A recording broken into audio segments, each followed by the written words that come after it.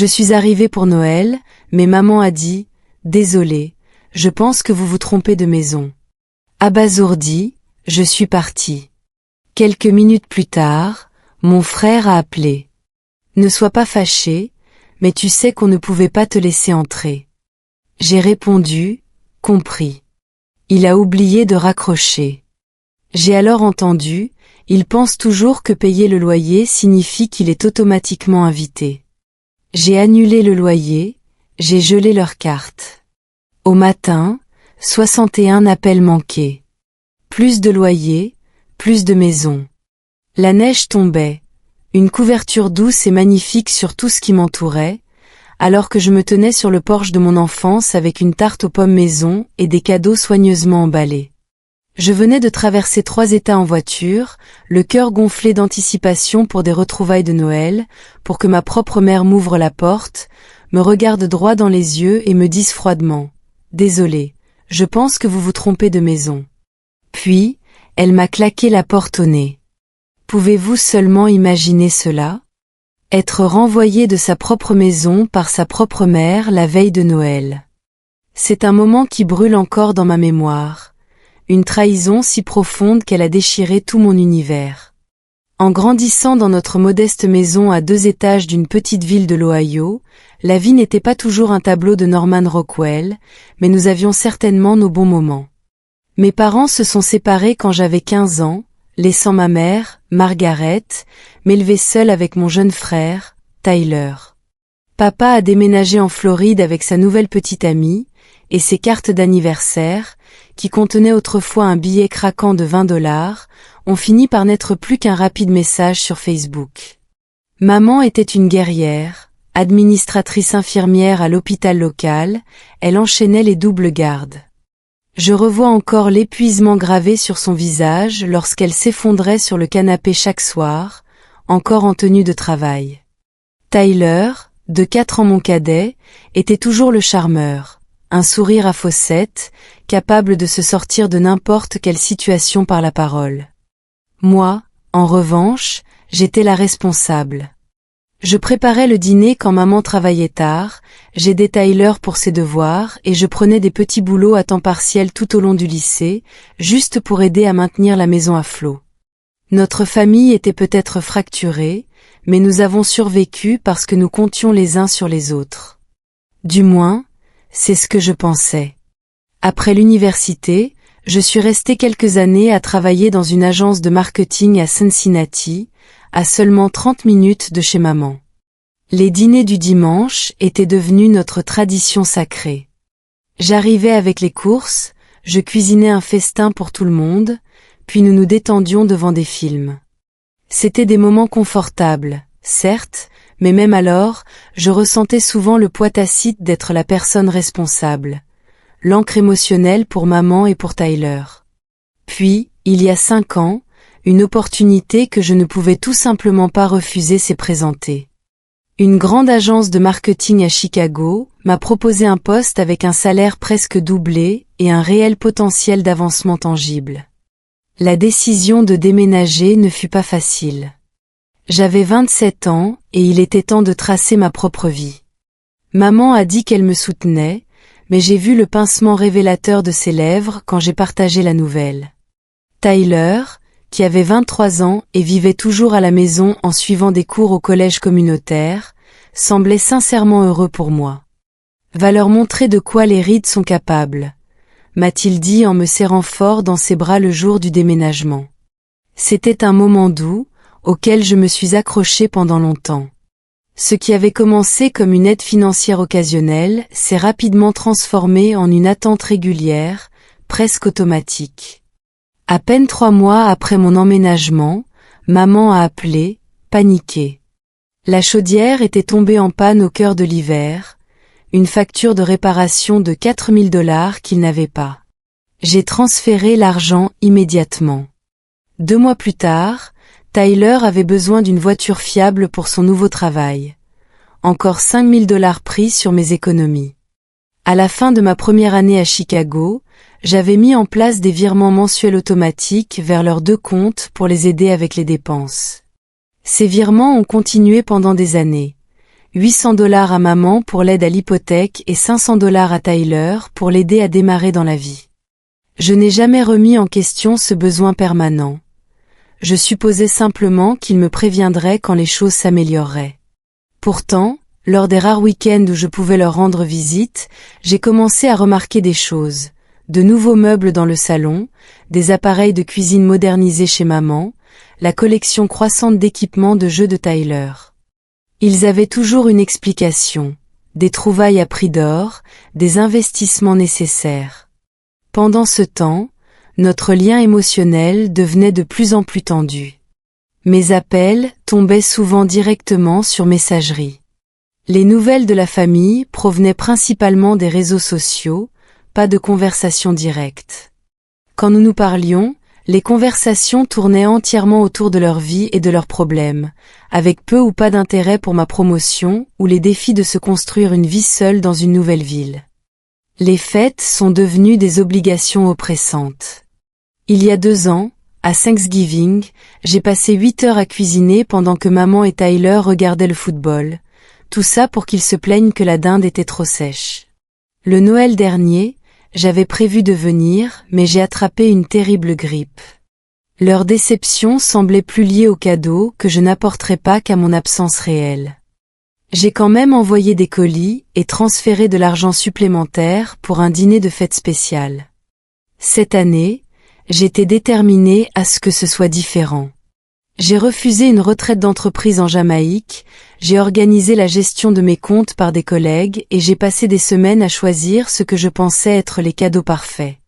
Pour maman, un luxueux pull en cachemire dans son bleu préféré et un forfait spa dans un complexe dont elle avait toujours parlé. Pour Tyler, la console de jeu en édition limitée dont il parlait depuis des mois et des billets de concert pour la tournée de réformation de son groupe préféré. J'ai même pratiqué la recette de tarte aux pommes de grand-mère Reed jusqu'à pouvoir la recréer parfaitement de mémoire. Nos conversations téléphoniques précédant les fêtes étaient brèves, presque transactionnelles. Maman a mentionné qu'elle organisait un petit rassemblement, mais n'a pas donné de précision quand j'ai demandé qui serait présent. Tyler envoyait des SMS plutôt que d'appeler, demandant si je pouvais contribuer davantage aux dépenses des fêtes. Moi, en fille toujours dévouée, j'ai transféré $1000 supplémentaires, supposant que cela aiderait à rendre les fêtes spéciales pour tout le monde. Tout au long de ces mois d'automne, un sentiment de déconnexion profonde me rongeait. Malgré la distance physique, j'aurais dû me sentir plus proche de ma famille. Le soutien financier mensuel n'était pas une obligation pour moi. C'était une expression d'amour, un moyen de rester connecté malgré les kilomètres. Pourtant, à chaque interaction, je sentais une barrière invisible grandir, comme si ma décision de poursuivre ma carrière les avait d'une manière ou d'une autre trahi. Pourtant, rien, absolument rien, ne m'avait préparé à ce qui allait se passer lorsque j'arriverais sur leur pas de porte ce soir-là, les bras chargés de cadeaux et le cœur plein d'espoir pour une réconciliation. La silhouette de Chicago a disparu dans mon rétroviseur alors que je me dirigeais vers l'est sur l'autoroute, de la musique de Noël jouant doucement à la radio. Mon appartement semblait particulièrement vide ce matin-là. Le sapin de Noël que j'avais décoré se tenait seul dans un coin avec seulement quelques paquets de sous pour les voisins qui pourraient passer. Les vrais cadeaux, ceux destinés à ma famille, étaient soigneusement rangés dans mon coffre, emballés dans du papier argenté et bleu avec des étiquettes écrites à la main. Ma patronne, Lisa, avait haussé les sourcils quand j'avais demandé une semaine complète de congé. La présentation du comte Thornton est le 28, m'avait-elle rappelé. Es-tu sûr de ne pas pouvoir faire le jour de Noël en famille et être de retour pour la préparation? Je n'ai pas eu de vrai Noël avec eux depuis des années, avais-je expliqué. J'ai besoin de ce temps. Ce que je ne lui ai pas dit, c'est à quel point je désirais désespérément reconstruire la proximité que nous avions perdue. Lisa a fini par approuver mes congés à contre-cœur, me faisant promettre de consulter mes emails à distance. Le trajet habituel de 8 heures s'est étiré sur près de 12, car des tempêtes de neige dans l'Indiana obligeaient le trafic à avancer au pas. J'ai appelé maman vers midi pour la tenir au courant de mon arrivée tardive. Nous dînons à 18h, a-t-elle dit, sa voix curieusement plate. Ne t'inquiète pas de te précipiter. Nous pouvons te garder une assiette. Je vais essayer d'arriver à temps, ai-je promis, essayant de paraître joyeuse. J'ai des cadeaux pour tout le monde. Une pause étrange a suivi. Tout le monde? A-t-elle demandé. Oui, pour toi et Tyler. Et je peux emballer quelque chose pour n'importe qui d'autre qui viendrait, ai-je proposé, essayant d'avoir l'air décontracté tout en cherchant des informations sur ce petit rassemblement. Ce ne sera pas nécessaire, a-t-elle répondu rapidement, presque trop rapidement. Conduis prudemment. Les routes sont probablement mauvaises. Elle a raccroché avant même que je puisse répondre. Cette conversation a tourné en boucle dans mon esprit alors que j'avançais lentement sur l'autoroute. Peut-être était-elle simplement occupée par les préparatifs. Peut-être que la connexion était mauvaise. Pourtant, son ton me dérangeait, totalement dépourvu de la chaleur qu'une mère devrait avoir quand sa fille affronte des tempêtes de neige juste pour la voir. Lors d'un arrêt dans l'ouest de l'Ohio, j'ai appelé Tyler. Il a répondu à la 4e sonnerie, l'air un peu essoufflé. Salut Frangine, quoi de neuf? Un bruit de fond, étouffé et festif, couvrait presque sa voix. Je prends juste des nouvelles. Je suis à environ 3 heures de route maintenant. Les routes se dégagent. Cool. Écoute, je suis en plein milieu de quelque chose. Je peux te rappeler? Il n'a jamais rappelé. Juste à l'extérieur de Columbus, je me suis arrêté dans un marché gastronomique pour acheter les ingrédients de la tarte aux pommes. Le magasin fourmillait de clients de dernière minute, chacun serrant sa liste et se déplaçant avec détermination. J'ai choisi les meilleures pommes Granny Smith, de la cannelle de qualité supérieure, et je me suis même offert un plat à tarte artisanale que je pensais que maman aimerait garder. Après, une femme âgée dans la file derrière moi a souri en voyant mes achats. Quelqu'un va avoir droit à un régal fait maison, a-t-elle observé. Ma famille, ai-je expliqué, soudainement émue. Je n'ai pas été à la maison pour Noël depuis un moment. Elle m'a tapoté le bras. Rien de tel que de rentrer chez soi pour les fêtes, ma chère. Ces mots, aussi simples soient-ils, m'ont donné un regain d'espoir. Le dernier tronçon d'autoroute a laissé place aux sorties familières, puis aux routes de ville qui n'avaient pas changé depuis mon enfance. Le cinéma où j'ai eu mon premier rendez-vous, le glacier où nous fêtions les victoires de Tyler à la Little League, le parc où maman nous emmenait faire de la luge après les grosses neiges. Chaque point de repère déclenchait des souvenirs de temps plus simples où notre lien familial semblait indestructible. Main Street était décorée de lumières scintillantes et de guirlandes de sapins, la place de la ville dominée par un sapin de Noël massif. Je suis passé lentement devant mon ancien lycée, remarquant que de nouvelles constructions avaient remplacé les terrains de sport. La vie avait continué ici sans moi, la ville évoluant tout comme moi à Chicago. En tournant sur Maple Avenue, j'ai senti des papillons dans mon estomac. Notre modeste maison coloniale à 2 étages est apparue, maintenant ornée de lumières blanches élégantes le long de la ligne de toit et enroulée autour des colonnes du porche. Je ne me souvenais pas que nos décorations étaient aussi raffinées durant mon enfance. L'allée était bondée de véhicules que je ne reconnaissais pas, un SUV rouge, une berline noire élégante et ce qui ressemblait à une voiture de sport de luxe flambant neuve aux côtés de la Honda bleue familière de maman. Sacré rassemblement pour une veille de Noël, me suis-je dit. Des amis de l'hôpital de maman, peut-être, ou des copains d'université de Tyler. Je me suis garé le long du trottoir, vérifiant mon apparence dans le rétroviseur. Les 12 heures de route m'avaient laissé l'air fatigué, mais une application rapide de rouge à lèvres et un coup de brosse dans mes cheveux ont aidé. Je voulais avoir l'air de quelqu'un qui a réussi, quelqu'un d'heureux, quelqu'un dont on peut être fier. Équilibrant la tarte d'une main et un sac de cadeaux de l'autre, j'ai parcouru l'allée fraîchement déneigée. De la musique de Noël et des rires s'échappaient de l'intérieur, accompagnés de l'arôme alléchant de la dinde rôtie. À travers la fenêtre avant, j'ai aperçu le sapin de Noël du salon, bien plus grand et plus élaboré que par le passé. La vue des chaussettes suspendues à la cheminée m'a fait me demander si l'une d'elles portait mon nom. La neige crissait sous mes bottes alors que je montais les marches du porche. Prenant une profonde inspiration pour calmer mes nerfs, j'ai déplacé les paquets dans mes bras et j'ai appuyé sur la sonnette. La musique à l'intérieur a baissé de volume. Des pas approchaient. J'ai affiché mon plus beau sourire alors que la porte s'ouvrait.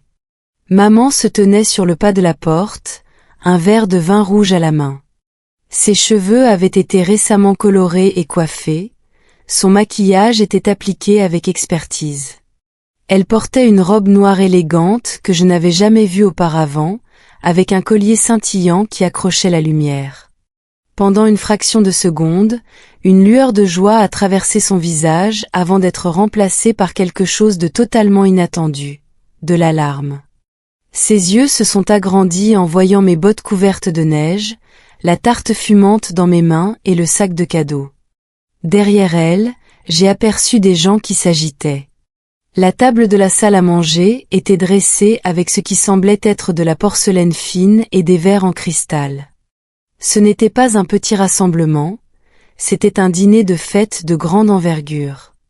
Les doigts de maman se sont serrés autour de son verre de vin, alors qu'elle se positionnait pour bloquer ma vue de l'intérieur. L'accueil chaleureux et familier que j'avais anticipé n'est jamais venu. À la place, elle a prononcé les mots qui allaient briser mon monde. « Désolée, je pense que vous vous trompez de maison », a dit maman, sa voix portant juste assez pour que n'importe qui à proximité puisse l'entendre. J'ai cligné des yeux, certaine d'avoir mal entendu. « Maman, c'est moi, Allison. » Son expression est restée figée, ses yeux jetant des regards nerveux par-dessus son épaule avant de revenir sur moi. « Je crains que vous ne fassiez erreur, » a-t-elle continué avec cette parodie bizarre.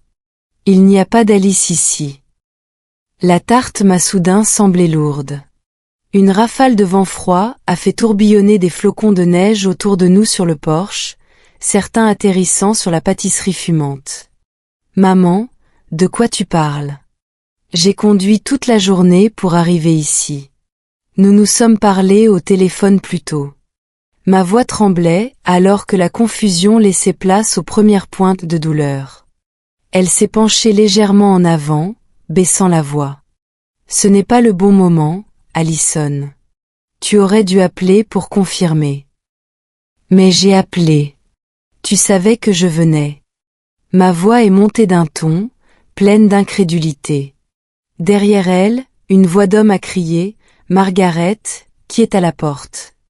Nous sommes prêts pour le toast. » Maman a jeté un regard en arrière vers l'intérieur de la maison avant de me faire face à nouveau, son expression se durcissant.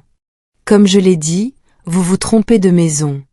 Joyeux Noël. » Elle a commencé à fermer la porte. « Attends. » J'ai coincé ma botte dans l'entrebâillement qui se rétrécissait. « Laisse-moi au moins te donner ces cadeaux. » J'ai traversé 3 états. La porte s'est arrêtée. Pendant un bref instant, j'ai cru qu'elle allait céder, qu'elle allait m'inviter à l'abri du froid pour rejoindre la célébration qui se déroulait dans la maison de mon enfance. À la place, elle a chuchoté « Pas maintenant, Allison. S'il te plaît, pars. » Margaret, une voix différente s'est approchée de l'intérieur, et soudain Tyler est apparu derrière notre mère.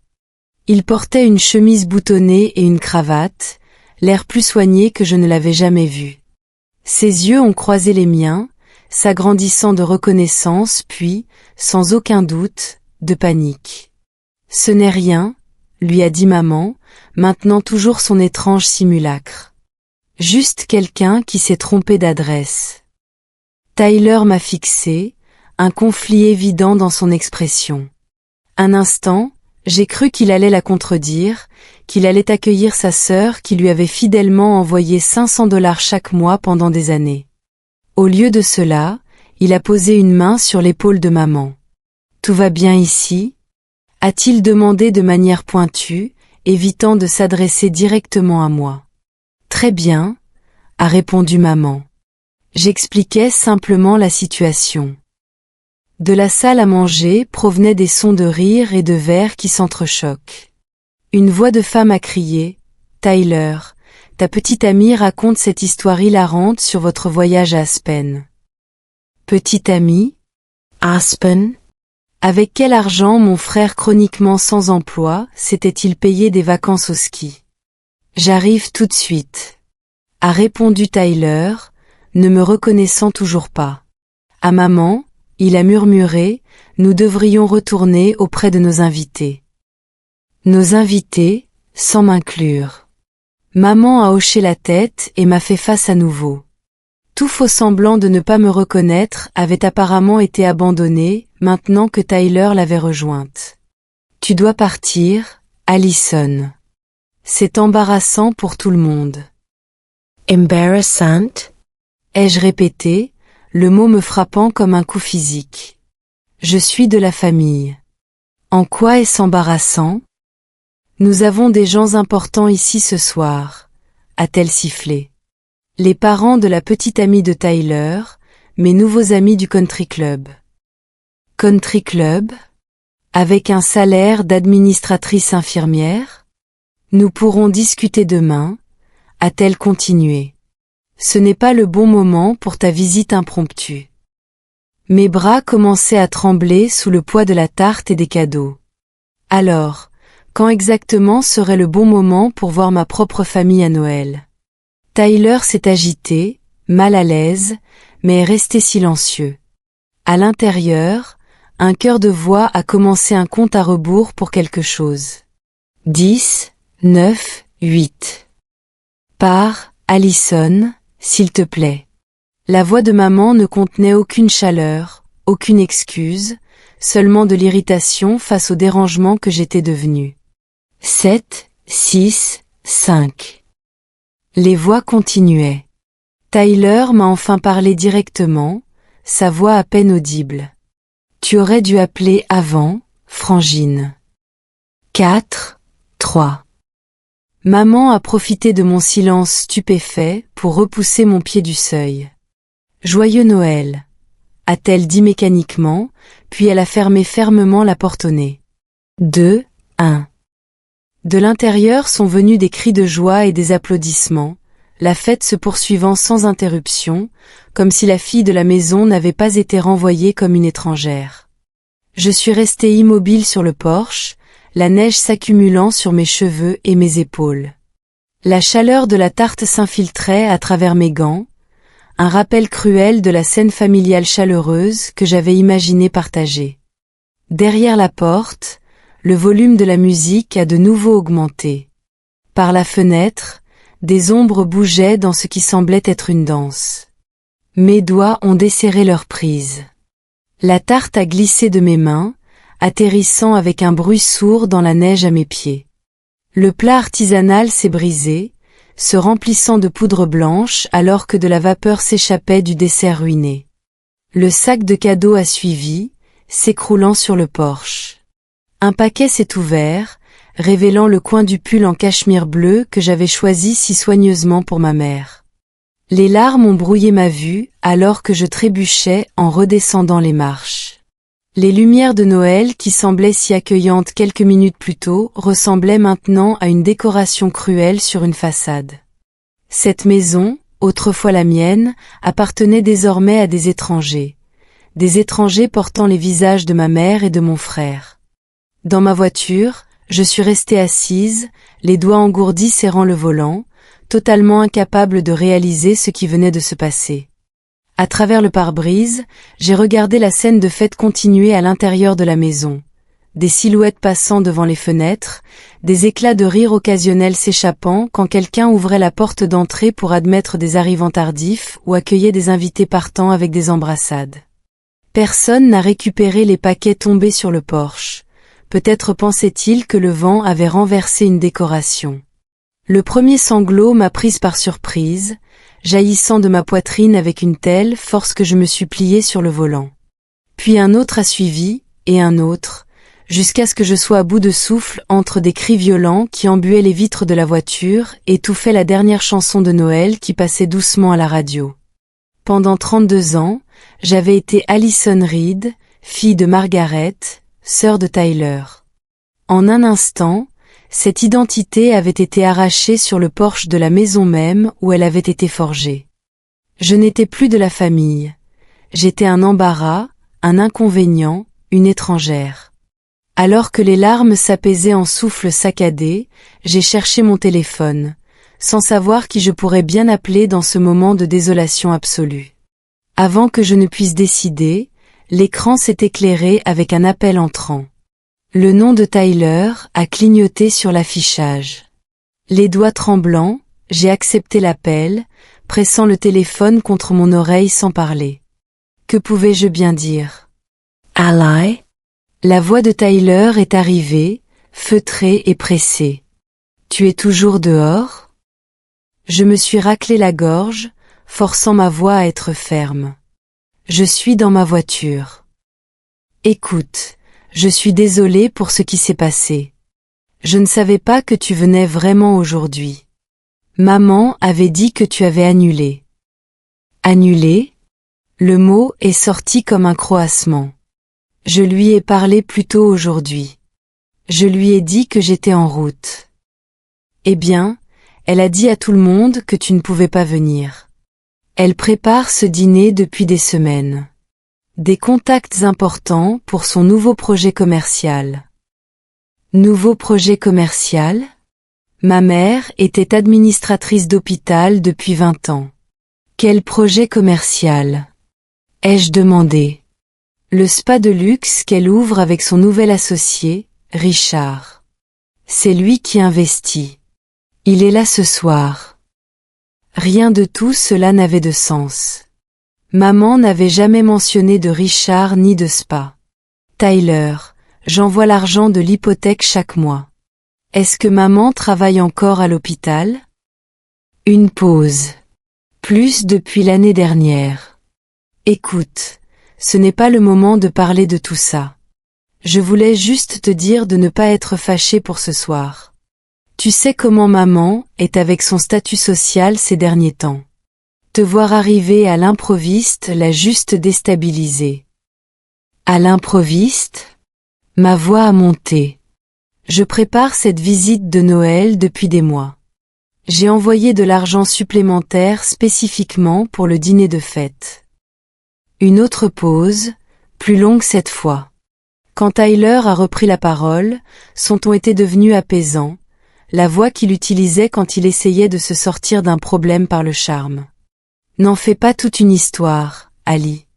Le jour de Noël, c'est demain. On pourrait se voir quelque part pour un café demain matin, juste toi et moi. On échangera les cadeaux à ce moment-là. Le mépris désinvolte dans sa voix a brisé quelque chose en moi. Toutes ces années de soutien, d'attention, à donner la priorité à leurs besoins avant les miens, réduite à un café de consolation s'il pouvait être casé dans un emploi du temps. Très bien, ai-je dit d'un ton plat. Je comprends. Super. Tu es la meilleure, Frangine, toujours compréhensive. Le soulagement a inondé sa voix. Je devrais y retourner avant qu'il ne remarque que je suis partie trop longtemps. Envoie-moi par SMS le nom de l'hôtel où tu loges et je t'appellerai demain pour qu'on se voie. Je comprends, ai-je répété, incapable de formuler une autre réponse à travers l'engourdissement qui m'envahissait. Parfait. Je t'aime. Joyeux Noël. Joyeux Noël, Tyler, ai-je chuchoté. Je m'attendais à entendre l'appel se couper. Au lieu de cela, il y a eu des froissements, des sons étouffés. Tyler n'avait pas raccroché correctement. Sa voix est revenue, ne s'adressant plus à moi mais à quelqu'un dans la maison. Son ton était complètement transformé par rapport à celui, conciliant, qu'il venait d'utiliser. Crise évitée, a-t-il dit, suivi de ce qui ressemblait à un rire. Elle va dans un hôtel. Elle a gobé le coup du café. Une voix féminine a répondu, trop lointaine pour que je comprenne les mots. Je sais, pas vrai? A continué Tyler. Elle pense toujours qu'aider pour le loyer signifie qu'elle est automatiquement incluse dans tout ce que nous faisons. Comme si nous étions obligés de la voir avec nous juste parce qu'elle envoie de l'argent. Tout mon corps s'est glacé à mesure que ces paroles s'enregistraient. Chaque syllabe tranchait des années de confiance familiale, révélant la vérité hideuse. Ce n'est pas comme si elle ne pouvait pas se le permettre. Est intervenue une voix différente, peut-être celle de ma mère. Tu as vu son appartement sur ses photos Facebook? Tous ses voyages. Elle s'en sort très bien sans nous. Exactement, a acquiescé Tyler. Pendant ce temps, nous utilisons son argent pour des choses qui comptent vraiment pour nous. Elle a tellement besoin de se sentir utile qu'elle ne se demande même pas pourquoi nous en avons toujours besoin de plus. Des rires ont suivi, plusieurs voix se joignant au concert. Tu te souviens quand elle a raté le Noël dernier à cause de cette grippe? A demandé la voix de ma mère. Et elle a envoyé ses colis ridicules, en livraison express. La tête de Kevin quand je lui ai dit qu'il venait de ma fille qui pense qu'envoyer des cadeaux compense le fait de ne jamais venir nous voir. En parlant de cadeaux, a ajouté Tyler, tu devrais voir ce qu'elle a apporté aujourd'hui. Elle était là avec une tarte littéralement faite maison, comme si on était dans un film de Noël à l'eau de rose. Tellement pathétique. D'autres rires ont suivi, s'éloignant alors qu'il s'éloignait apparemment de l'endroit où il avait posé son téléphone. Elle a toujours été comme ça, a continué la voix de ma mère, à peine audible maintenant. Toujours à vouloir plus de connexion émotionnelle que les gens normaux. Toujours à demander comment on se sent, si on va bien. À vouloir parler pendant des heures de rien du tout. Qui a le temps pour ça? Au moins, son argent ne parle pas, a plaisanté quelqu'un, suivi d'un tintement de verre et de nouveaux rires avant que les voix ne deviennent trop lointaines pour être distinguées. Je suis restée paralysée, le téléphone toujours pressé contre mon oreille, alors que la conversation continuait sans moi, à propos de moi, révélant des vérités qui ne m'étaient jamais destinées. Les gens que j'avais le plus aimés au monde, la famille que j'avais soutenue fidèlement pendant des années, ne me voyaient que comme une source de revenus pratiques. Pire, ils se moquaient des choses même en moi qui, je le pensais, faisaient de moi une bonne fille et une bonne sœur. Ma générosité, mon désir de connexion, mon attention sincère pour leur bien-être. L'appel a continué pendant plusieurs minutes encore, le téléphone étant apparemment abandonné dans une pièce à l'écart du rassemblement principal. Quelques bribes de conversation me parvenaient encore, chacune étant un nouveau poignard dans mon cœur. L'argent pour le dîner de Noël a servi au cadeau de mariage de la fille de Richard. Je lui ai dit que j'avais besoin d'une voiture fiable. J'ai acheté l'Audi à la place. L'adhésion au country club était le meilleur investissement qu'on pouvait faire pour le réseautage. Elle ne remet jamais rien en question. Enfin, un bip a signalé que l'appel était terminé. Soit Tyler avait récupéré son téléphone, soit la batterie s'était vidée. J'ai abaissé mon téléphone lentement, fixant l'écran comme s'il pouvait offrir une explication, une preuve que ce que j'avais entendu n'était qu'une mauvaise plaisanterie ou un terrible malentendu. Mais il n'y avait aucun doute sur le mépris dans leur voix, aucune interprétation possible de l'exploitation calculée révélée dans leur conversation désinvolte. Pendant des années, je n'avais été qu'un distributeur automatique distant pour eux, apprécié uniquement pour mon soutien financier tout en étant moqué pour avoir cherché une connexion émotionnelle en retour. À travers le brouillard de la trahison, une pensée s'est cristallisée avec une clarté surprenante. J'avais besoin de preuves. Ouvrant mon application bancaire, j'ai commencé à prendre des captures d'écran de chaque transfert vers leur compte, de chaque paiement supplémentaire, de chaque cadeau financier que j'avais envoyé au fil des ans. Les montants étaient stupéfiants quand on les regardait d'un coup, assez pour un apport pour ma propre maison, assez pour de longs voyages à l'étranger, assez pour transformer ma propre vie de multiples façons. Au lieu de cela avait financé des adhésions à des country clubs dont je n'avais jamais entendu parler, des voyages de ski à Aspen qui n'avaient jamais été mentionnés, un projet de spa dont tout le monde semblait être au courant sauf moi. Alors que mes doigts faisaient défiler des années de transactions, des souvenirs refaisaient surface. La fête pour ma promotion à laquelle j'avais assisté seule parce qu'ils étaient trop occupés pour venir à Chicago, l'hospitalisation pour une appendicite où aucun des deux n'était venu me voir, les prix d'excellence et les dîners de reconnaissance où d'autres collègues étaient entourés de familles fières alors que j'étais assise seule. Tout cela alors que l'argent coulait régulièrement de mon compte vers les leurs. La neige continuait de tomber dehors, recouvrant ma voiture d'une épaisse couverture blanche alors que j'étais assise à l'intérieur, documentant méthodiquement des années de soutien financier juxtaposées à des années de négligence émotionnelle. À chaque capture d'écran, à chaque email enregistré demandant « juste un petit plus ce mois-ci », quelque chose changeait en moi. La douleur paralysante commençait à se durcir en quelque chose de tout à fait différent, de la détermination. L'enseigne au néon « Vacancy » de l'auberge Riverside Inn brillait à travers la neige tourbillonnante, un phare d'abri temporaire. Ce n'était pas la veille de Noël que j'avais imaginé, prenant une chambre dans un motel de bord de route seul au lieu de dormir dans ma chambre d'enfant. Mais rien dans cette nuit ne s'était passé comme prévu. « Vous ne faites que passer ?» a demandé le réceptionniste de nuit en traitant ma carte de crédit. « Quelque chose comme ça. » ai-je répondu, incapable d'expliquer que j'étais soudainement sans abri dans ma ville natale, chassée par ma propre famille. La chambre 118 sentait le nettoyant industriel et le renfermé. Ses murs beiges et son couvre-lit à fleurs démodées étaient bien loin de la chaleur festive que j'avais anticipée pour les fêtes. J'ai posé mon sac de voyage sur le porte-bagages et je me suis assise au bord du lit, portant toujours mon manteau, ne croyant toujours pas tout à fait aux événements des 2 dernières heures. L'horloge sur la table de nuit indiquait 22h28. Dans les familles normales, ce serait le moment de terminer les célébrations de la veille de Noël, peut-être de se préparer pour les enfants qui se réveilleraient excités le matin, ou de profiter des derniers moments ensemble avec ses proches avant le grand jour.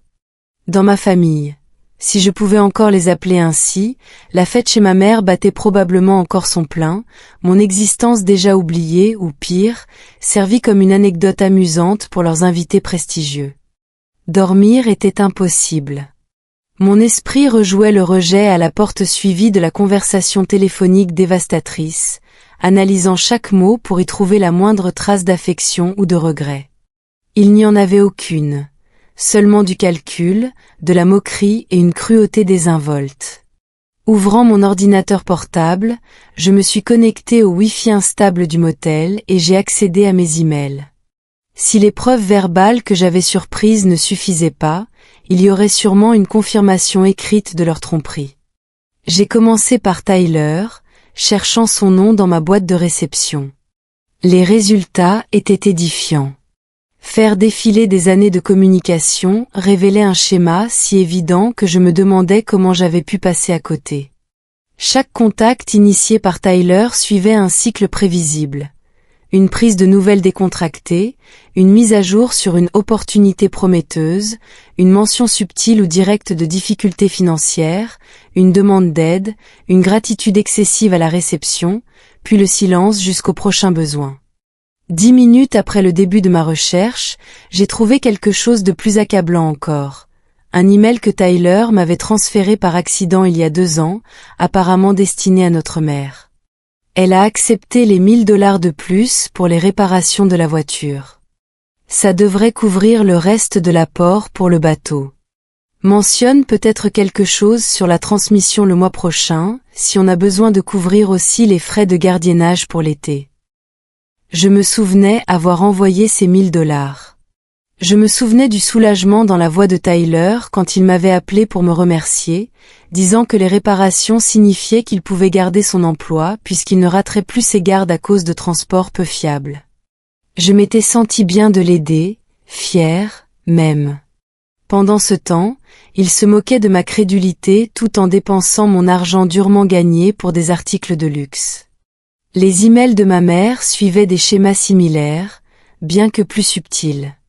Elle se spécialisait dans les alertes de santé et les urgences domestiques, minimisant toujours leur gravité lors de la demande de fonds, mais soulignant de manière dramatique le caractère crucial de mon aide. Un fil de discussion se démarquait particulièrement. Ces appels désespérés à l'aide pour les paiements de l'hypothèque afin d'éviter la saisie coïncidaient avec des publications sur les réseaux sociaux, que je n'avais pas remarquées à l'époque, la montrant en vacances à Sedona dans un complexe spa de luxe. Les paiements de l'hypothèque. Pendant 3 ans, j'avais transféré $800 par mois pour ce que je croyais être le sauvetage de ma maison d'enfance d'une détresse financière. Y avait-il seulement eu une crise d'hypothèque, ou était-ce une autre invention? Avec une angoisse croissante, j'ai ensuite cherché mes relevés de carte de crédit. Les ajouts d'utilisateurs autorisés que j'avais approuvés il y a des années, pour les urgences uniquement, montraient une utilisation constante pour des restaurants, des magasins de vêtements et des lieux de divertissement. Une carte séparée que j'avais fournie pour les frais de médicaments avait été régulièrement plafonnée dans des grands magasins haut de gamme et des boutiques d'électronique. Plus je cherchais, plus les preuves se matérialisaient. Ce qui avait commencé comme un soutien familial occasionnel s'était transformé en une exploitation financière systématique. Selon des estimations prudentes, je leur avais donné plus de $80 000 en transfert direct seul au cours des 5 dernières années, sans compter les frais de carte de crédit, les cadeaux ou d'autres soutiens indirects. Le miroir de la salle de bain reflétait une étrangère quand je me suis enfin levée pour m'asperger le visage d'eau froide. Les yeux rougis, les joues creuses, les cheveux ébouriffés à force d'y passer mes mains de façon répétée, sous le choc. Cette femme avait l'air brisé, trahi, mais quelque chose d'autre brillait aussi dans son expression. Quelque chose de ferme et de déterminé. À mon bureau, j'ai ouvert un nouveau document et commencé à taper. Pas de langage émotionnel, pas d'accusation. Juste des faits, des dates, des montants, les motifs déclarés par rapport aux utilisations réelles découvertes, une comptabilité complète du soutien financier fourni et de la tromperie systématique qui l'entourait. À 3 heures du matin, j'avais créé un dossier complet de chaque dollar donné, de chaque mensonge raconté, de chaque tactique de manipulation employée. Le document terminé, je l'ai enregistré, puis j'ai rouvert mon application bancaire. L'interface était familière, les actions que j'allais entreprendre ne l'étaient pas. Mon doigt survolait l'écran, toute une vie de loyauté familiale luttant contre les preuves indéniables de trahison. Une famille ne fait pas ça, ai-je chuchoté à la pièce vide. La première étape fut les virements automatiques, $800 par mois à Margaret Reed, $500 par mois à Tyler Reed. En quelques clics, les deux furent annulés, avec effet immédiat. Ensuite, les cartes de crédit. Je me suis connecté à chaque compte, signalant les cartes d'utilisateurs autorisées comme compromises et demandant une annulation immédiate. Pour la carte séparée à mon nom que ma mère utilisait pour les urgences, je l'ai déclarée perdue et j'ai demandé un remplacement avec un nouveau numéro. Enfin, l'aide à l'hypothèque. Cela nécessiterait un appel téléphonique le matin, mais j'ai créé un rendez-vous dans mon calendrier pour contacter la banque dès la première heure. Chaque action apportait un mélange étrange de douleur et de libération. Ces liens financiers avaient été mon principal point de contact avec ma famille pendant des années. L'expression tangible de l'amour et du soutien que je pouvais fournir à distance. Les couper me donnaient l'impression de m'amputer. Pourtant, à chaque transaction annulée, à chaque point d'accès exploiteur fermé, ma respiration devenait plus régulière, ma pensée plus claire. À l'aube, j'avais systématiquement démantelé l'infrastructure financière qui avait défini mes relations familiales ces 5 dernières années. Mes comptes bancaires étaient désormais uniquement les miens. Mon crédit était protégé. Mes revenus futurs serviraient mes propres besoins et mes propres objectifs. Les rideaux bon marché de la chambre ne bloquaient guère le lever de soleil de Noël. Une lumière dorée se répandait sur la table où mon ordinateur affichait la documentation complète de l'abus financier et ma réponse méthodique à celui-ci. Dehors, les cloches lointaines d'une église sonnaient, appelant les fidèles aux offices de Noël. J'aurais dû me sentir dévastée. D'une certaine manière, je l'étais. Mais parallèlement au chagrin s'élevait quelque chose d'inattendu, un sentiment profond d'avoir repris le contrôle de ma propre vie. Pendant des années, j'avais déversé des ressources dans un puissant fond de besoins qui n'étaient jamais réellement des besoins. Juste de l'avidité déguisée en obligation familiale. Prenant mon téléphone, j'ai rédigé un unique email adressé à ma mère et à mon frère. Objet, cessation du soutien financier. On pouvait y lire, avec effet immédiat, j'ai annulé tous les virements automatiques, supprimé les utilisateurs autorisés de mes comptes de crédit et ne fournirai plus d'aide financière d'aucune sorte. La documentation du soutien passé s'élevant à 83 459 $ et 77 cents sur 5 ans a été conservée à des fins juridiques potentielles. Ne me contactez plus concernant des questions financières. Allison. Court, direct, sans émotion. Mon doigt est resté suspendu au-dessus du bouton d'envoi alors que le doute s'installait. Est-ce que je réagissais de manière excessive? Étais-je en train de rejeter ma seule famille pour de l'argent? Puis la voix moqueuse de Tyler a résonné dans ma mémoire. Elle pense toujours qu'aider pour le loyer signifie qu'elle est automatiquement incluse.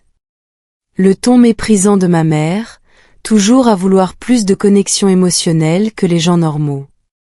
Ce n'était pas une question d'argent. C'était une question de respect, d'honnêteté et d'attention sincère. Toutes ces choses que mon soutien financier ne m'avait apparemment pas permis d'obtenir. J'ai appuyé sur envoyer. Puis j'ai fait mon sac, j'ai quitté le motel et j'ai repris la route vers Chicago, laissant derrière moi les morceaux de glace brisés de ce que j'avais toujours cru être de l'amour familial. L'autoroute s'étendait devant moi, étonnamment vide en ce matin de Noël. La plupart des gens étaient chez eux avec leur famille, ouvrant des cadeaux, préparant des repas festifs, créant des souvenirs. Je serrais le volant avec détermination, chaque kilomètre me mettant à distance de l'illusion brisée de mes liens familiaux. Au premier arrêt après la frontière de l'Indiana, je me suis garé pour passer les appels qui ne pouvaient pas attendre. Le service client de la banque fonctionnait avec une équipe réduite pour les fêtes, mais après avoir expliqué ma situation comme un possible cas de fraude, j'ai été transféré à leur département de sécurité. Donc, vous envoyez des paiements réguliers étiquetés comme aide à l'hypothèque à cette autre partie? A clarifié le représentant. Oui, pendant 3 ans, mais j'ai maintenant des raisons de croire qu'il n'y a peut-être jamais eu de problème d'hypothèque du tout. Ma voix est restée ferme, professionnelle, comme si je discutais de la situation de quelqu'un d'autre. Je comprends. Nous plaçons un arrêt immédiat sur toutes les transactions en attente vers ces comptes.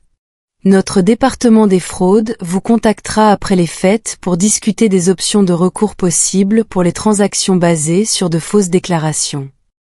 Un par un, j'ai méthodiquement fermé chaque canal financier qui coulait de moi vers eux. Société de cartes de crédit, application de paiement, le compte d'investissement que j'avais créé pour les futurs projets de Tyler. Chaque représentant exprimait ses condoléances pour les fêtes tout en traitant mes demandes sans poser de questions. L'autoprotection financière, semblait-il, était quelque chose qu'ils ne comprenaient que trop bien. Même le jour de Noël, le dernier appel fut pour mon propriétaire à Chicago, à qui je sous-louais l'appartement en rez-de-jardin de mon immeuble à Tyler avec une réduction importante depuis 2 ans. Il avait prétendu être entre 2 logements temporairement, en attendant de se constituer une épargne. Étant donné ce que je savais maintenant sur les voyages de ski à Aspen et les voitures de luxe, cela aussi avait probablement été une fiction bien pratique. Je vais devoir mettre fin au contrat de sous-location avec mon frère, ai-je expliqué à M. Kaplan. Je viens d'apprendre qu'il a menti sur sa situation financière. C'est malheureux, a répondu le vieux propriétaire, surtout le jour de Noël. Les problèmes de famille sont les pires. Oui, ai-je simplement acquiescé, incapable d'en dire plus sans que l'émotion ne menace de ressurgir. De retour sur l'autoroute, mon téléphone a commencé son assaut. D'abord sont venus les messages textes, commençant par la confusion, passant rapidement à l'incrédulité et à la colère. Tyler, qu'est-ce qui se passe? Ma carte a été refusée à la station-service. Tyler, Ali, tu es sérieuse là? Le jour de Noël? Tyler, réponds-moi. Qu'est-ce que tu as fait? Les messages de ma mère ont suivi presque immédiatement. Maman, Allison, j'ai essayé de faire un achat et ma carte a été refusée. Règle ça immédiatement. Maman, c'est un comportement totalement inacceptable après tout ce que nous avons fait pour toi. Maman, si c'est à cause d'hier soir, tu es puérile et vindicative. J'ai posé mon téléphone sur le siège passager, écran vers le bas, et je me suis concentrée sur la route. Leur message ne méritait aucune réponse. L'email que j'avais envoyé expliquait tout ce qu'ils avaient besoin de savoir. Au moment où je me suis arrêtée pour déjeuner dans un dîner de bord de route, le seul établissement ouvert le long de l'autoroute, ma messagerie était pleine. Les notifications d'appels manqués défilaient sans fin. Tyler, maman, Tyler, maman. Des numéros inconnus qui étaient probablement eux appelant d'autres téléphones quand je ne répondais pas à leur première tentative. Les décorations de Noël du dîner semblaient presque obscènes dans leur gaieté. Des lumières scintillantes et des poinsettias en plastique entourant un petit sapin artificiel avec des ampoules de couleurs clignotantes. La poignée d'autres clients semblait aussi déplacée que moi. Des voyageurs bloqués et des figures solitaires unies uniquement par leur absence de rassemblements familiaux traditionnels. « Joyeux Noël, ma puce », a dit la serveuse, en déposant un menu spécial d'émincé de dinde avec un petit ramequin de sauce au canneberge. « Sur la route pour voir la famille? Où vous en revenez? » En fait, ai-je répondu doucement, la visite s'est terminée prématurément. Elle a hoché la tête avec la sagesse de quelqu'un qui avait vu beaucoup de déceptions pendant les fêtes. Parfois, c'est pour le mieux. J'ai vérifié mon téléphone en picorant mon sandwich. 23 appels manqués, 38 messages textes, 7 messages vocaux et maintenant des emails commençaient à arriver. Le premier était de Tyler. Objet, tu dois régler ça tout de suite. Le message ne contenait aucune salutation, juste une série d'exigences. Quel que soit le jeu auquel tu joues, ça doit s'arrêter. J'ai des factures à payer lundi. La fête d'hier soir a coûté plus que prévu et je suis déjà à découvert. Maman est hystérique. Son associé attend sa part de l'investissement et maintenant elle ne peut plus accéder à l'argent. Tu n'avais pas le droit de nous couper les vivres sans prévenir. Tu nous punis parce que tu t'es senti exclu d'un seul dîner. Grandis un peu et réactive les cartes immédiatement. L'email de ma mère est arrivé quelques minutes plus tard, son ton oscillant entre l'indignation vertueuse et la culpabilité manipulatrice. Je ne sais pas quel genre de dépression tu fais, mais c'est au-delà de l'inacceptable. Après tout ce que j'ai sacrifié pour toi, des années à faire passer tes besoins en premier. C'est comme ça que tu récompenses l'amour maternel? En essayant de détruire Noël, en m'embarrassant devant des relations d'affaires importantes? Ton frère est hors de lui. Il comptait sur cet argent pour des dépenses essentielles. Je t'ai mieux élevé que ce comportement vindicatif. J'attends que les virements soient rétablis et l'accès réintégré d'ici à ce que tu lises ceci, ou ne t'avise plus de m'appeler ta mère. Quel sacrifice avait-elle fait pour moi? Quel besoin de ma part était jamais passé en premier? Cette révision de l'histoire était presque aussi stupéfiante que la trahison initiale. Le schéma a continué tout au long de l'après-midi. Alors que je traversais l'Indiana, les messages passaient d'exigences colériques à des supplications désespérées. Tyler, Ali, s'il te plaît. Mon propriétaire va m'expulser si je ne paie pas aujourd'hui. Je ne plaisante pas. Maman, le dépôt pour l'emplacement du spa est dû demain. Si je le perds, je perds tout ce pour quoi j'ai travaillé. Tyler, je ne pensais pas ce que tu as entendu. C'était une blague stupide. S'il te plaît, Appelle-moi. Maman, quoi que tu penses savoir, tu as mal compris. Il faut qu'on parle. En début de soirée, la silhouette de Chicago est apparue à l'horizon. Le ton a changé à nouveau. Maintenant venaient les menaces. Maman, si tu ne règles pas ça immédiatement, je n'aurai pas d'autre choix que de faire appel à des avocats. Tyler, j'espère que tu réalises que ça compte comme de l'abus financier. Couper les vivres à des gens sans prévenir est illégal. Maman, j'ai contribué à ces comptes aussi. Tu n'as pas le droit de bloquer mon accès. Les menaces juridiques étaient aussi vides que leur inquiétude passée avait été sincère. Je n'avais retiré que mes propres fonds, annulé que mes propres cartes.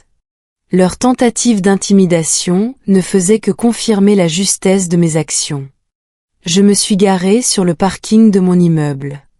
La phase finale a commencé, un mélange de marchandage et de diffamation. Tyler, c'est bon, tu as fait passer ton message. Très dramatique.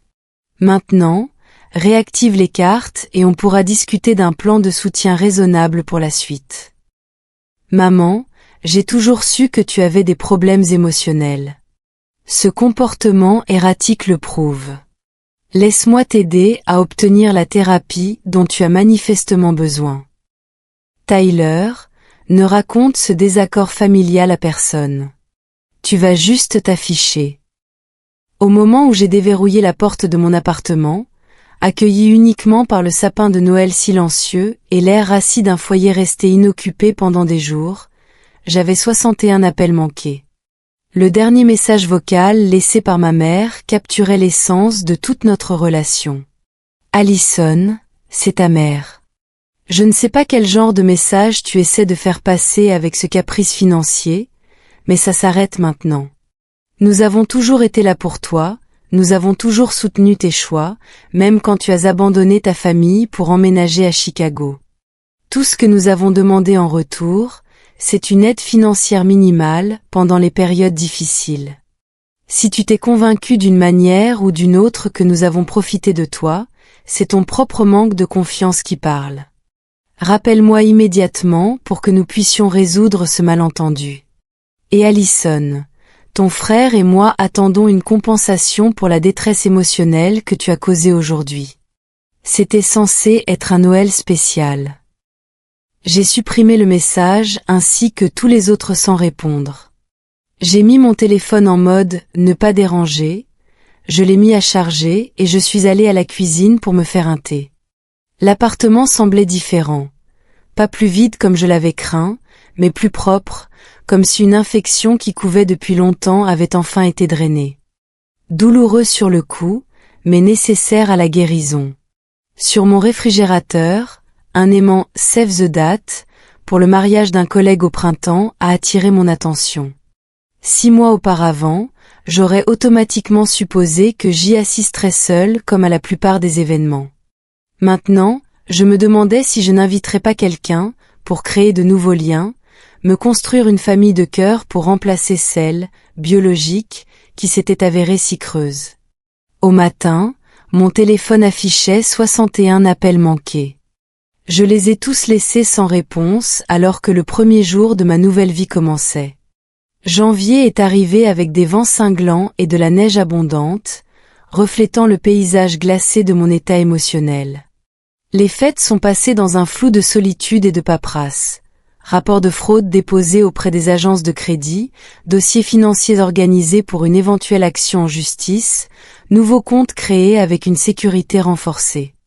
Le travail extérieur consistant à séparer complètement mes finances de ma famille occupait mes mains, tandis que mon cœur restait engourdi, protégé par le choc de l'impact total de ce qui s'était passé. Les appels ont fini par cesser autour du jour de l'an, remplacés par des emails occasionnels qui se sont raréfiés au fil des semaines sans réponse de ma part. Le dernier message de ma mère est arrivé mi-janvier, son objet destiné à blesser. Ton père a toujours dit que tu nous abandonnerais toi aussi.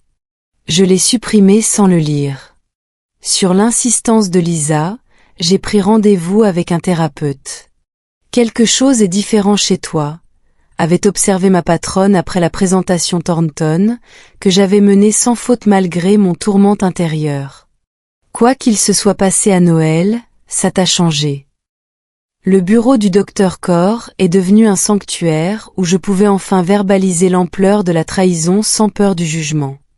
Lors de notre première séance, j'avais du mal à nommer ce qui s'était passé. Ma famille. Ils ne voulaient plus de moi, fut tout ce que je pus dire avant que les larmes ne m'envahissent. À notre troisième rencontre, je pouvais m'exprimer plus clairement. Ils se sont servis de moi pour l'argent tout en se moquant de mon désir de connexion. Ils voyaient ma générosité comme une faiblesse à exploiter, pas comme un amour à rendre. Ce que vous décrivez est un abus financier, a dit doucement le docteur Corr, combiné à une profonde manipulation émotionnelle.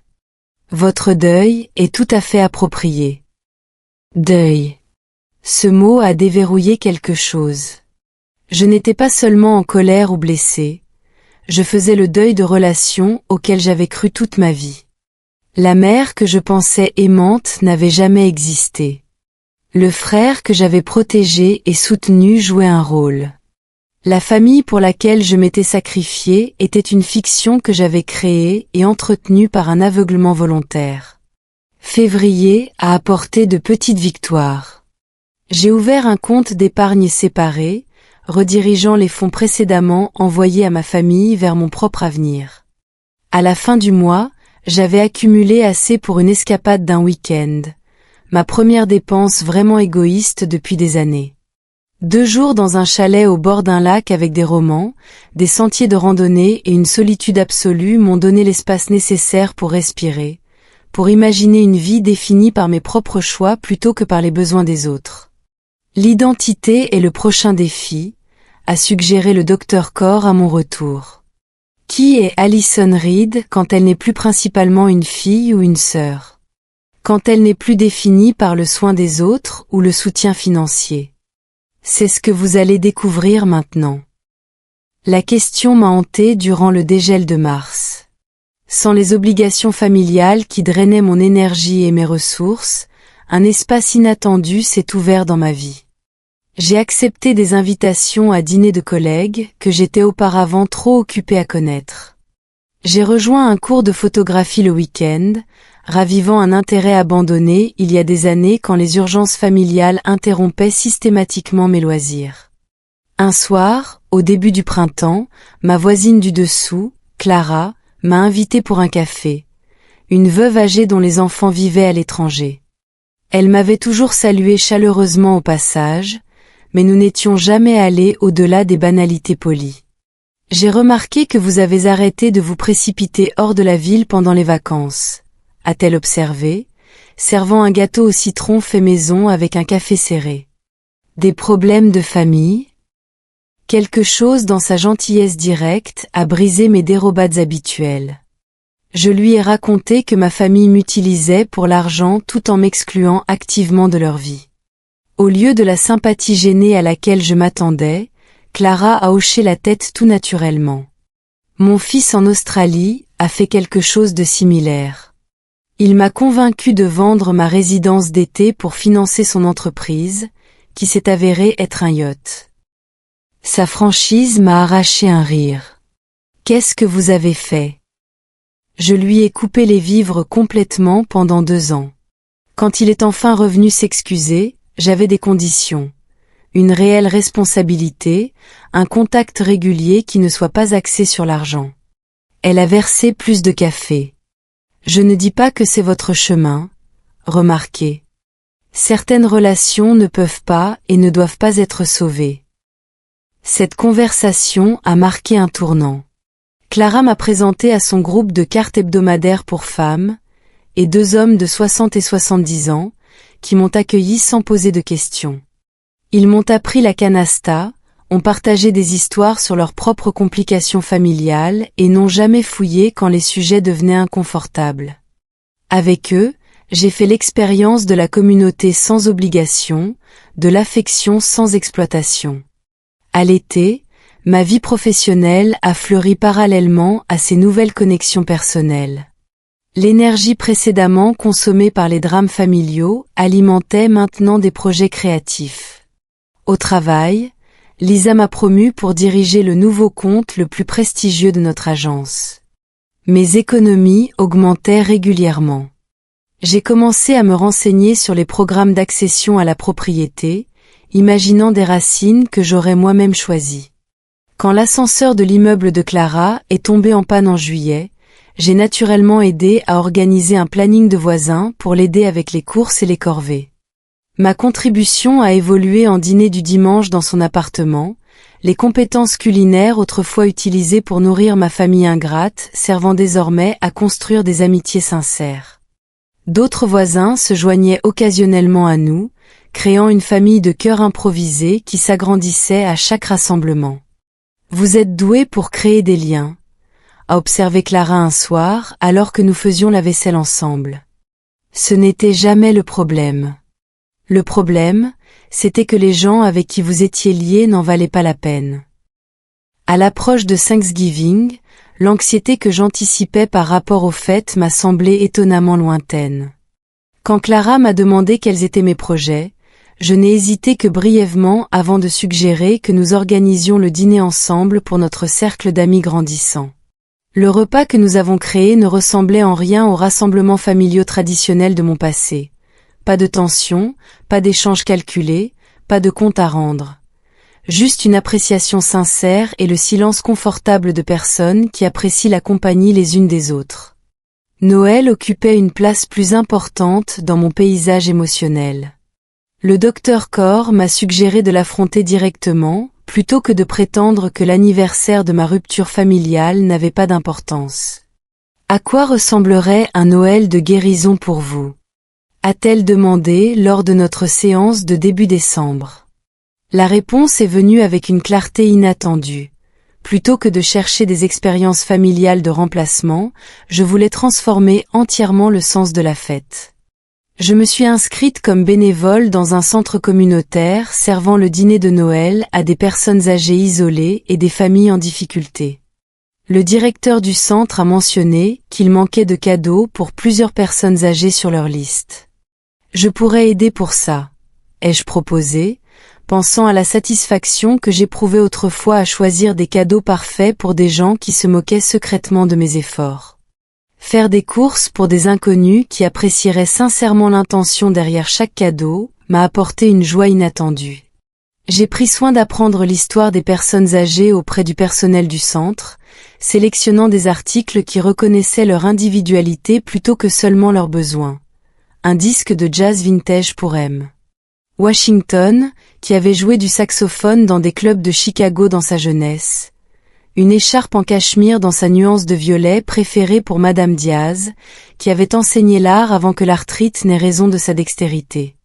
Le soir de Noël, exactement 1 an après être resté choqué et rejeté sur le porche de ma mère, j'ai aidé à décorer le centre communautaire. Pas de décorations élaborées comme celle de ma mère, arrangées avec précision. Juste de joyeuses chaînes en papier faites par des enfants et des ornements dépareillés donnés au fil des ans. L'authenticité m'a semblé plus belle que n'importe quelle présentation polie. Le matin de Noël s'est levé clair et froid. Avant de me rendre au centre, je me suis connecté à mon application bancaire et j'ai fait un don anonyme à une organisation à but non lucratif de soutien aux familles, choisissant délibérément une association spécialisée dans l'aide aux personnes pour établir leur indépendance financière vis-à-vis de relations toxiques. Le montant correspondait exactement à ce que j'aurais envoyé à ma mère et à mon frère en supplément pour les fêtes l'année précédente.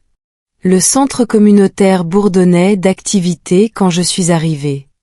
Des bénévoles en bonnet de Père Noël servaient de la nourriture, distribuaient des cadeaux et s'asseyaient simplement pour discuter avec les participants qui n'avaient personne d'autre avec qui passer la journée. Je me suis retrouvée assignée à la table de Madame Chen, une ancienne professeure de mathématiques de 92 ans, dont l'esprit vif et le sens de l'observation me rappelaient Clara. « C'est votre première fois comme bénévole ?»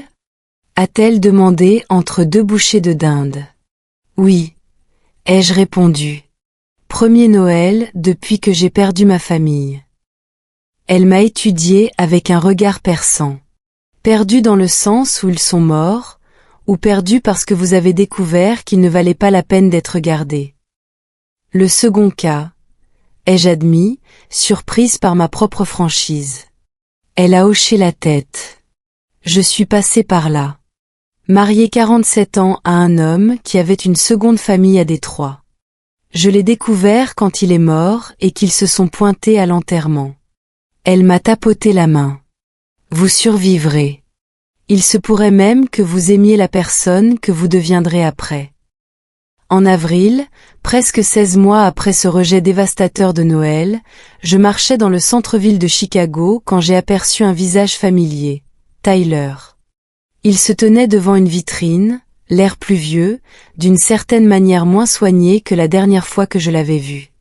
Quand il s'est retourné et m'a vu, son expression est passée rapidement par le choc, le calcul et une tentative de chaleur désinvolte.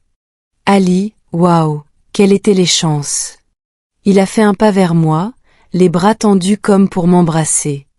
J'ai gardé mes distances, hochant poliment la tête. Tyler. Je ne savais pas que tu étais à Chicago.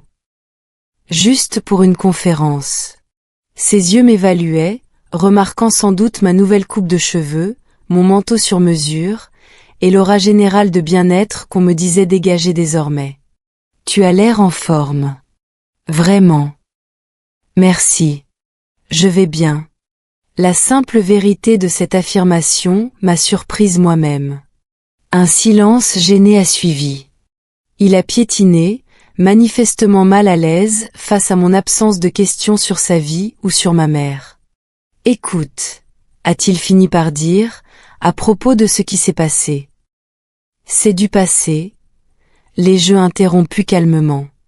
J'ai tourné la page. Son expression a oscillé entre le soulagement et la déception. Le soulagement d'être épargné de toute responsabilité, la déception de ne pas obtenir la réaction qu'il avait anticipée. Maman demande de tes nouvelles parfois, a-t-il lancé. Un mensonge évident. J'espère que vous allez bien tous les deux. Mes mots ne contenaient aucune rancœur, juste une distance polie. On galère, en fait. L'affaire du spa a échoué. Maman a dû vendre la maison. Ses yeux guettaient le moindre signe de sympathie ou de culpabilité. On a dû repartir de presque rien. Il y a 5 ans, j'aurais immédiatement proposé mon aide. Il y a 2 ans, je me serais senti vengé par leurs difficultés. Aujourd'hui, je ne ressentais qu'un détachement paisible.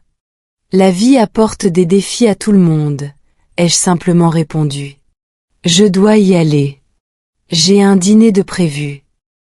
Son expression s'est légèrement durcie. Tu es toujours rancunière alors, après tout ce temps? J'ai souri, sincèrement amusé par son erreur d'interprétation. Pas rancunière, Tyler. Pas de colère, pas de ressentiment, juste des limites. Je te souhaite le meilleur, sincèrement, mais ma vie ne t'inclut plus. Alors que je m'éloignais, il m'a crié, la famille, c'est censé être pour toujours, Ali. Je me suis retourné brièvement. La vraie famille l'est. Ce que nous avions n'était pas de la famille. C'était de l'exploitation habillée en obligation. Ma voix est restée douce, la réalisation ayant été traitée et acceptée depuis longtemps. Adieu, Tyler.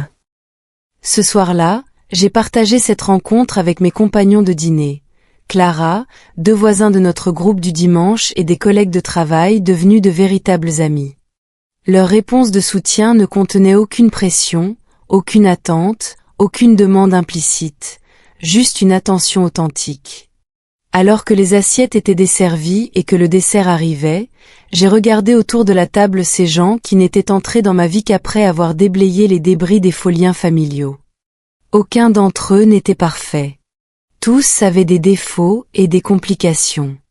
Mais chaque connexion était construite sur le respect mutuel plutôt que sur l'obligation, sur le choix plutôt que sur le sang, sur l'appréciation plutôt que sur l'exploitation.